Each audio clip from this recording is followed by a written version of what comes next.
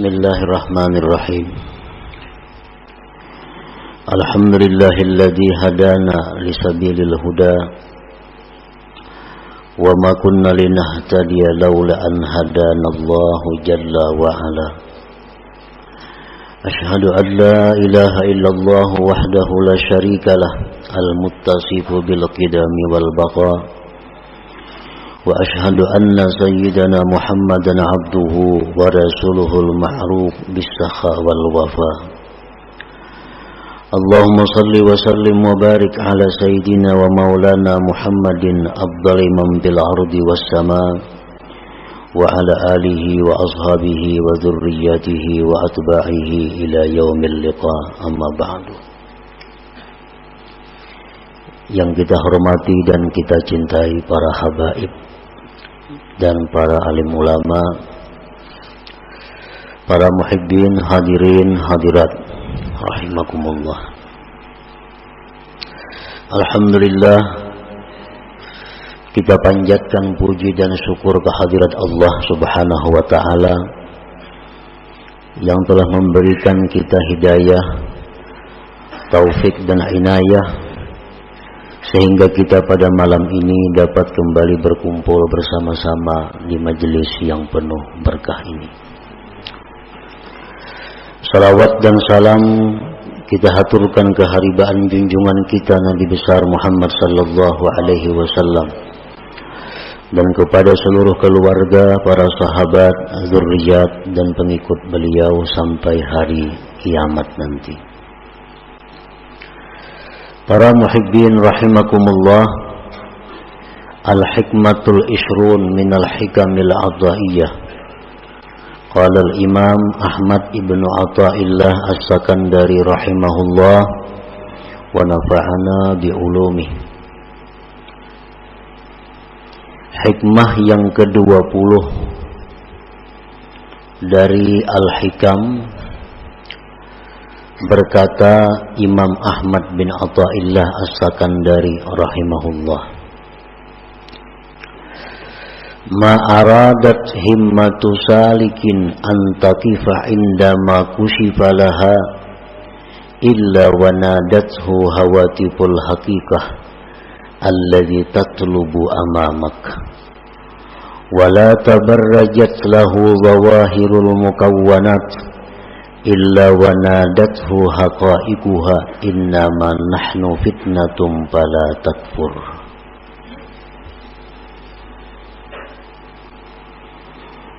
Arti terjemah dari hikmah yang ke-20 adalah tidak menghendaki keinginan orang yang tekun beribadah, bahwa berhenti dia ketika dibukakan baginya, melainkan menyeru akan dia oleh suara-suara hakikat. Bermula yang kamu tuntut itu ada di depan engkau. Dan tidaklah bernampak bagi seorang ahli ibadah oleh zahir-zahir ini alam, melainkan menyeru akan dia oleh hakikat-hakikat ini alam. Hanya saja kami ini merupakan cobaan, maka janganlah kamu tergoda dengan cobaan itu. Nah, para muhibbin, itulah terjemah daripada hikmah yang ke-20 ini. Kana abdun bil amsi syaridan an siratillahi ta'ala mu'ridan an kalamihi wa sunnati nabiyyihi sallallahu alaihi wasallam munghamisan fi bihari syahawatihi wa ahwa'ihi thumma adrakathu hidayatullah subhanahu fasyarahallahu sadrahu lil islam wa ta'allama ahkamah thumma jatahada fi ta'atillah bi ada'i faraidihi wa jitinabi nawahihi wa iktsarin nawafil minas salah was siyam was sadaqah Fatala zaman ala dzalikal hal. Kana syaitan yugrihi min qablu bil fawahish wal munkarat. Fal an yuwaswisu ilaihi qailan ala tara kaifa asbahta al-an anta min khairati ibadillahi salihin tata'allamu ahkamahu wa tuaddi faraidahu wa tajtanibu nawahiyahu wa tuksiru nawafil wa tashabul ulama qad asbahta min awliyaillahil muqarrabin. فإذا ركن إلى هذا الوسواس وتشرب هذا الإيهاء إلى اليقين من نفسه عاد إلى أقبح مما كان عليه سابقا. Nah, ini adalah keterangan sekaligus contoh dari hikmah yang ke-20 tadi. Di dalam hikmah yang ke-20 itu terdapat dua bagian. Bagian yang pertama, ma'aradat himmatu salikin antakifa indama kusifalaha illa wanadathu hawatiful hakikah alladhi tatlubu amamak. Sedangkan bagian kedua yang selanjutnya adalah seorang hamba yang dulunya hamba ini lari menyimpang dari jalan Allah, berpaling dari kalam Allah dan sunnah Nabi sallallahu alaihi wasallam. Seorang hamba ini tenggelam dalam lautan syahwat dan hawa nafsunya.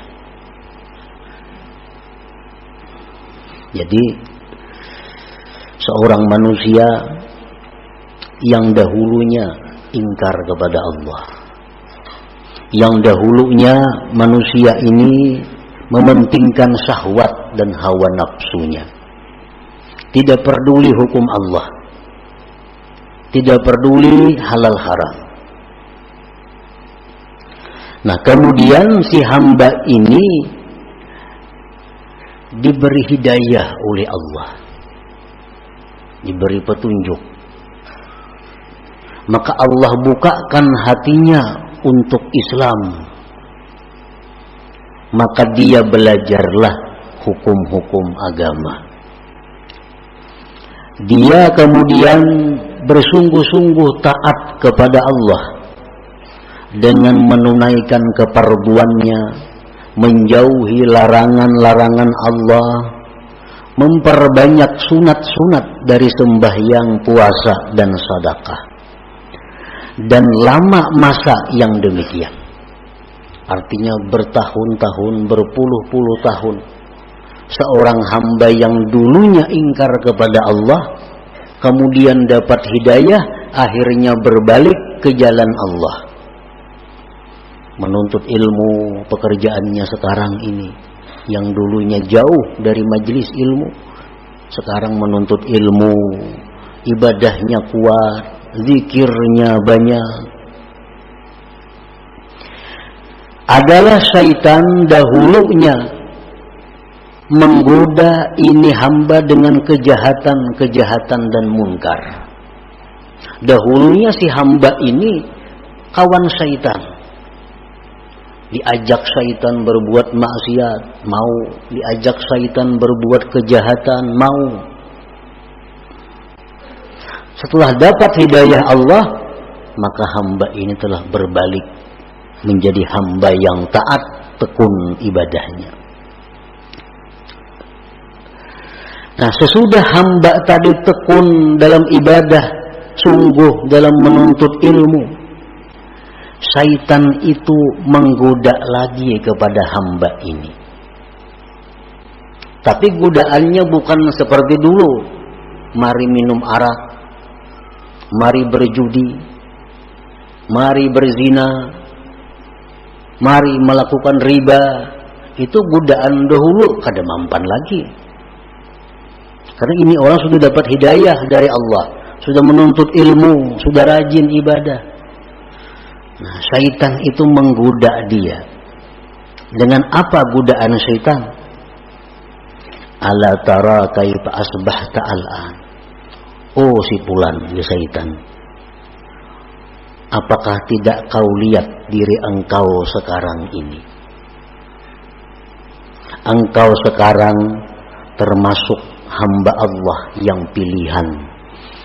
Nah, engkau sekarang sudah masuk dalam hamba Allah yang pilihan. Engkau belajar hukum Allah, engkau menunaikan kefarduan, engkau sudah menjauhi larangan, engkau sudah banyak melakukan yang sunat-sunat, engkau sudah dekat dengan para ulama-ulama.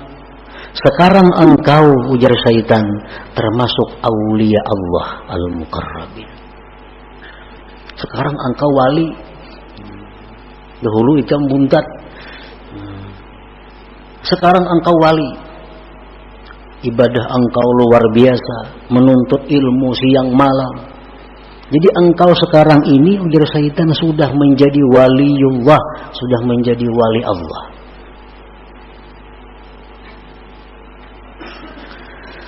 Nah, apabila si hamba ini setuju dengan bisikan syaitan itu, ya syaitan ikam ni wali, diterimanya itu, oh, cocok aja aku wali, soalnya wah ini aku sudah belajar siang malam, zikir 10.000, salawat 10.000, cocok aja aku wali. Nah, wa tasharraba hadzal iha ilal yakin, dan masuk ini bisikan kepada yakin. Akhirnya dia yakin, wah aku ini besar bujur-bujur wali. Ada ila akbaha mimma kana alaihi sabuka, maka dia ini hamba kembali kepada sesuatu yang lebih jahat daripada dahulunya. Nah, lebih jahat daripada dahulunya di sisi Allah Subhanahu wa ta'ala tentunya. Nah, jadi artinya kalau kita dahulu banyak maksiat kepada Allah, dahulu kita ingkar dengan hukum Allah, sekarang dapat hidayah, menuntut ilmu, banyak zikir, banyak amal. Setelah itu kita merasa bahwa diri kita ini adalah kekasih Allah, diri kita ini orang yang dekat kepada Allah, kita meyakini demikian. Nah, kita sebenarnya lebih jahat kedudukannya di sisi Allah daripada kelakuan kita yang dahulu kala yang suka maksiat itu.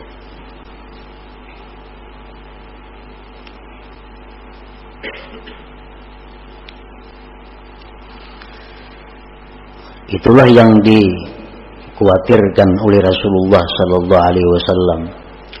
Dalam sebuah hadis beliau bersabda, "Lau lam tuznibu la khasyitu 'alaikum ma huwa akbaru min dzalik al-ujbu al-ujbu." Ujar Nabi, andai kata kalian itu tidak berbuat dosa sama sekali, aku sungguh takut kepada kalian akan jatuh dalam dosa yang lebih besar, yaitu dosa sifat ujub. Dosa sifat ujub tadi.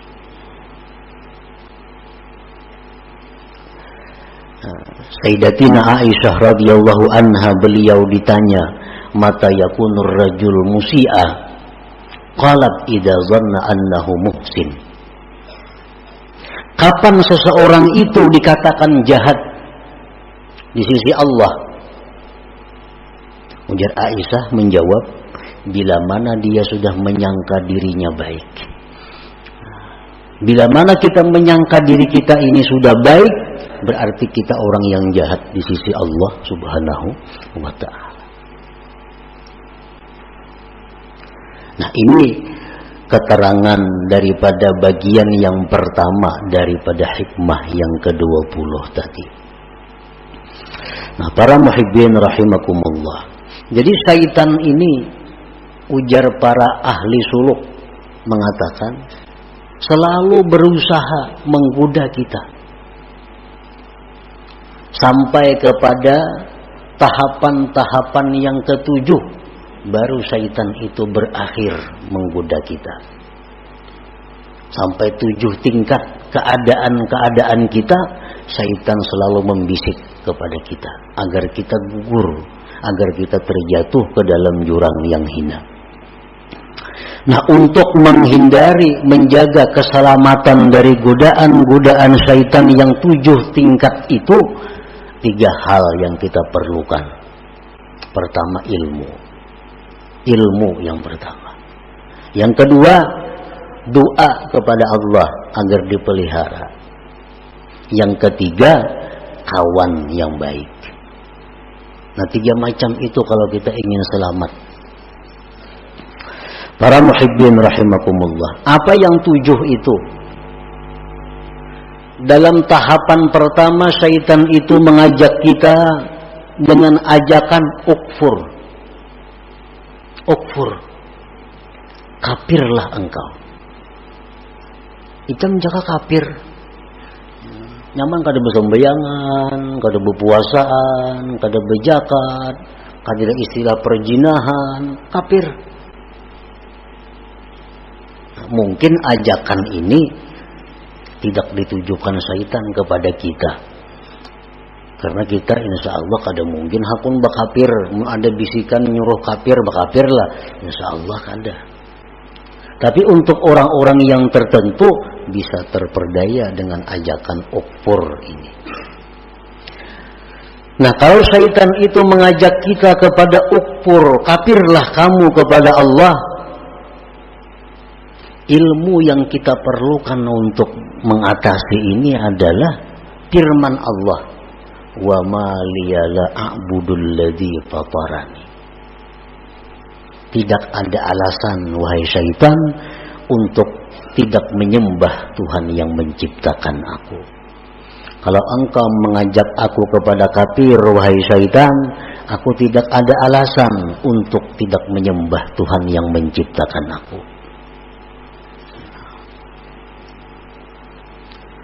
Selamat kita. Kada hakun bekafir, dibawai kafir kada mau. Lalu dalam tahapan yang kedua, syaitan mengajak kita, membisik kepada kita, la tuti' rabbak. La tuti' rabbak. Kalau ikam sudah Islam, ya syaitan, ikam kada perlu taat lawan Tuhan. Karena ikam sudah Islam, kada perlu taat kepada Tuhan. Kada perlu sembahyang, kada perlu puasa, kada perlu zikir. Karena orang Islam itu sudah selamat. Menghadapi ajakan ini, kita mesti ada ilmunya. Dengan ilmu bahwa, wahai syaitan, aku kada kawa kada taat lawan Tuhan, kada kawa kada sembahyang, kada kawa kada beribadah, karena itu bekalku hari kiamat. Nah, hari kiamat itu aku perlu bekal. Bukan hanya Islam bekalku, tapi sembahyang, puasa, zakat, sembahyang sunat ini. Artinya syaitan itu kada ada membisiki kita, pang, jangan sembahyanglah, kada ada pembisikan itu. Cuman dalam hati kita nih ada, dalam diri kita ada muncul asa kada hendak sembahyang. Nah itu iya bisikan syaitan, jangan sembahyang jernya, membubungi jangan sembahyang tuh kada ada, bang. Jangan sembahyang, kadakah itu. Cuma dalam hati kita nih malas sembahyang, malas puasa, malas zikir. Nah, itu bisikan syaitan. Yang kita atasi dengan apa? Dengan bekal. Ini mati perlu bekal. Orang hendak ke Banjar aja bersama duit. Nah, apalagi mati. Bekalnya mati apa? Sembahyang banyak, zikir banyak, puasa dan lain-lainnya.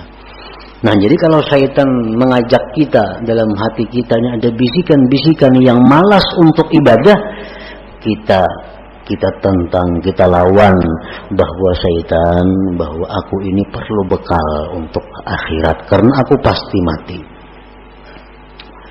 Nah, 2 tahap syaitan menggoda kita. Tahap yang ketiga,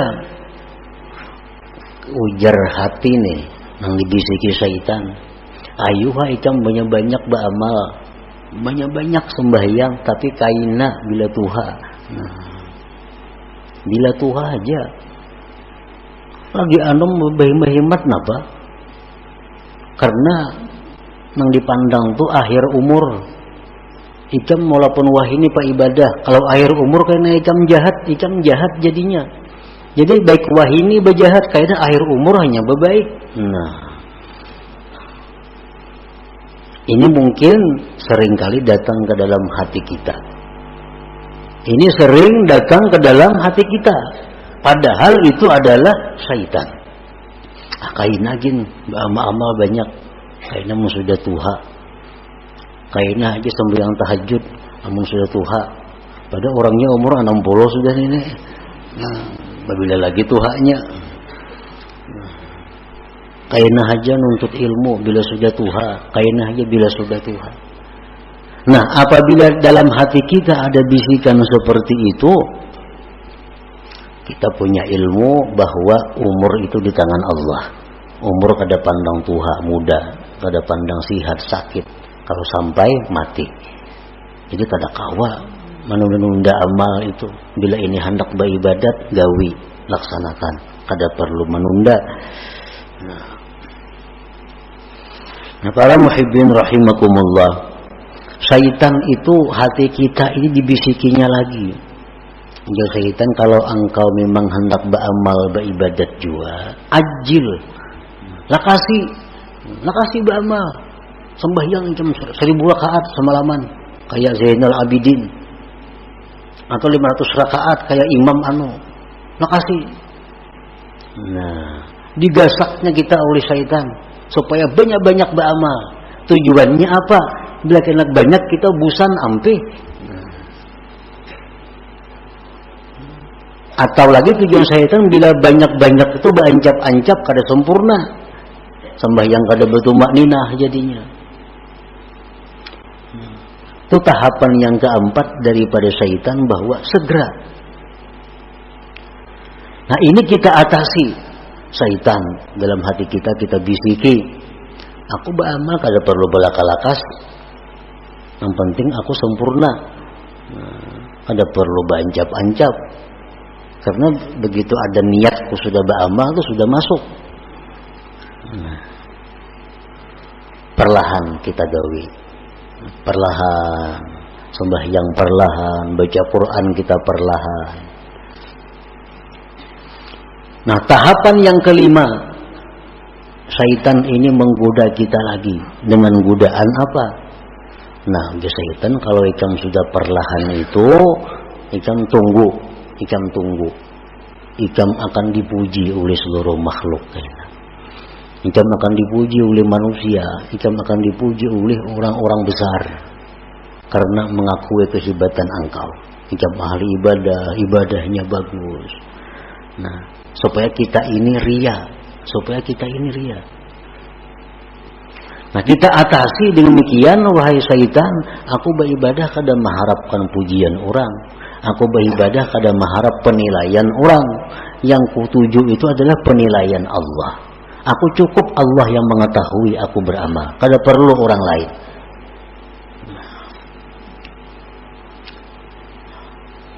Terus kita beramal kepada Allah, beribadah.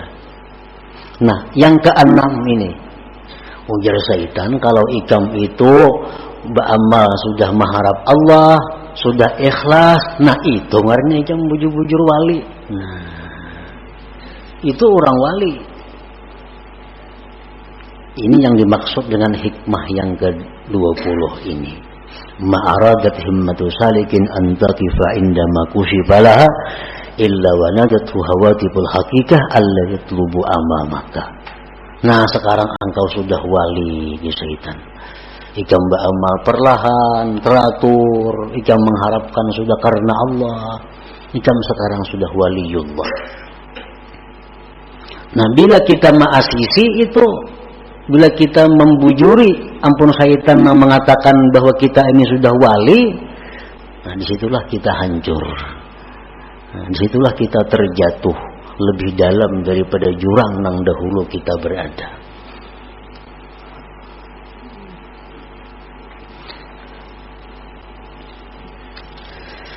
Nah, fasabilu salama li hadzal abdi ayyujiba syaitan aina ana minal awliya was salihin wa ana warikum fi bihari taqsir wa qillatil ilm qalbi masghulun bid-dunya wa ma ukhlisu fil amal wa lam a'lam hal tuqbalu taubati amla inna ma ana abdun hakir katsiruz dzunub arju rahmat rabbi. Di waktu syaitan tadi, di waktu hati kita berbisik bahwa kita ingin dekat dengan Allah, di waktu hati kita bicara bahwa kita ini sudah dikasihi, dicintai Allah, di waktu hati kita bicara kepada kita bahwa kita ini wali, itu hendaknya dijawab. Kada mungkin aku ni wali, kada mungkin aina ana minal aulia, kada mungkin aku ni wali.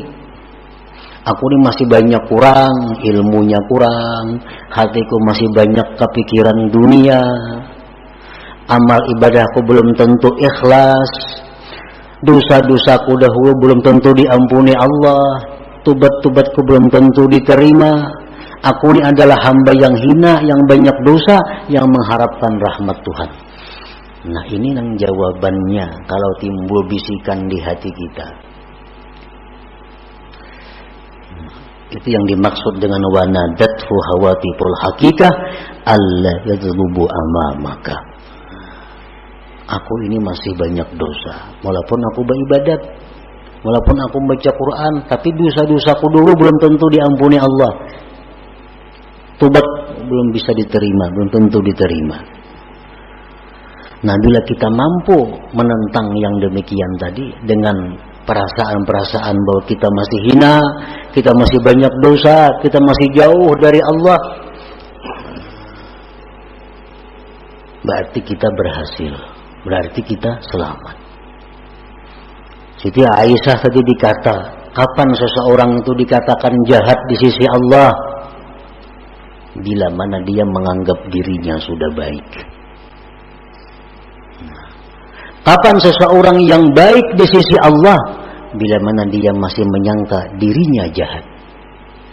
Bila mana dia menyangka dirinya masih jahat, dirinya masih banyak dosa, dirinya masih hina, itulah yang baik di sisi Allah Subhanahu wa ta'ala. Para muhibbin rahimakumullah. Jadi yang keenam tingkatannya ujub ini. Dan bisikan-bisikan itu pasti ada di dalam hati kita. Yang ketujuh itu datang lagi dalam hati kita. Sudah bagus, sudah 6 langkah syaitan menggoda kawa diatasi. Yang ketujuh, syaitan artinya bisikan hati kita. Bisikan hati kita ini berbicara, apa bahimahimat ba'amal, amun aku ni sudah takdir ke surga, pasti ke surga mati. Amun aku takdir ke neraka, pasti ke neraka. Nah, apa gunanya aku bahimahimat ni? Nah, ini sudah ketuhukan ba'amal, sudah kebanyakan kitab yang dipelajari, sudah kebanyakan guru yang didengari, timbul pikiran itu. Nah, apa aku bahimahimat beribadah? Amun aku takdir ke neraka, ya ke neraka juga mati. Amun aku takdirnya ke surga, walaupun aku maksiat, pasti ke surga juga mati. Nah, ini ada dalam hati seseorang hamba Allah. Bisikan seperti itu, walaupun kada semua orang, tapi ada dalam hati. Nah, bila demikian ada, kita jawab bahwa aku hidup mati bukan untuk surga neraka. Hidupku matiku untuk Allah. Inna salati wa nusuki wa mahyaya wa mamati lillah rabbil alamin. Pokoknya aku beribadah kepada Allah. Urusan ke neraka ke surga itu urusan Allah. Nah, bila kawa demikian, kita sudah berhasil melalui 7 tingkatan daripada godaan-godaan syaitan tadi. Nah, para muhibbin rahimakumullah, bagian yang kedua daripada hikmah yang ke-20 ini adalah as-saliku fi asma'i sulukihi katadharu lahu anwa'ul khawarik kastijabati du'a wa iqbalil khalqi wa tawsi'ah fid dunya wal masyi 'alal ma wal ittila' ala asrarin nas fa idza rakana ila hadhihi wa lam yaj'alha fitnah ihtajaba 'anillah subhanahu wa ta'ala. Seorang yang ahli ibadah itu di tengah-tengah perjalanannya kadang-kadang ada timbul hal-hal yang menyalahi adat. Orang-orang yang sedang tekun beribadah itu kadang-kadang di tengah jalannya diberi Allah keistimewaan. Seperti apa? Doanya dikabulkan. Ujarnya hujan hari. Ujarnya ini. Itu contohnya. Seperti bisa berjalan di atas banyu umpamanya. Seperti mengetahui isi hati manusia. Nah, itu sebenarnya adalah fitnah, cobaan. Apabila seorang ahli ibadah ini senang dengan demikian, maka dia terdinding dari Allah Subhanahu wa taala. Nah, artinya apa? Artinya ini sudah zikir banyak kepada Allah, salawat banyak, sembahyangnya banyak, semuaan banyak ibadah-ibadahnya. Diberi Tuhan keistimewaan. Doanya mustajab, orang-orang datangan kepadanya. Nah, bila ianya senang dengan hal-hal itu, akhirnya mengurangi ibadah-ibadahnya, berarti dia sudah terdinding daripada Allah Subhanahu wa taala. Nah, jadi di pertengahan umur, di mana kita sedang tekun beribadah, itu Allah beri kita keistimewaan bahwa itu adalah fitnah, itu ujian. Bila kita pegang ujian itu, kita akan terdinding daripada Allah. Orang membaca zikir, membaca amalan macam-macam dibaca. Itu ngarannya salik. Orang berjalan menuju Allah. Nah, kadang-kadang kena orang ini di tengah jalannya mustajab doa. Ada orang garing ditiupnya sigar. Ada orang garing diberinya banyu sigar. Akhirnya ini arsik dengan itu. Akhirnya jadi penambaan. Pada tujuan asal untuk jadi orang yang dekat kepada Allah. Zikir, baca salawat. Dicoba oleh Allah dengan demikian. Ada orang minta ini sigar. Ada minta ini kabul. Ada minta ini berhasil. Akhirnya sibuk melayani itu. Ibadah-ibadah yang sudah dirintis tertinggalkan. Nah, ini artinya ihtajaba anillah. Jadi bila mana kita mengalami yang demikian, maka janganlah kita anggap itu satu kebanggaan. Jangan kita anggap itu satu kemuliaan. Tapi innama nahnu fitnah, kami hanya cobaan. Itu hanya adalah ujian dari Tuhan. Apakah kita berhenti sampai di situ atau terus berjalan beribadah sebagaimana yang sudah dirintis terlebih dahulu. Nah, itulah para muhibbin rahimakumullah, sebagian daripada maksud yang bagian kedua dari hikmah yang ke-20 ini. Mudah-mudahan kita diberi Allah taufik hidayah sehingga dapat mengamalkan ilmu pengetahuan yang diberikan Allah kepada kita. Amin ya rabbal alamin.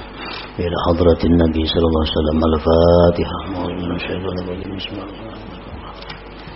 Iyyaka na'budu wa iyyaka nasta'in.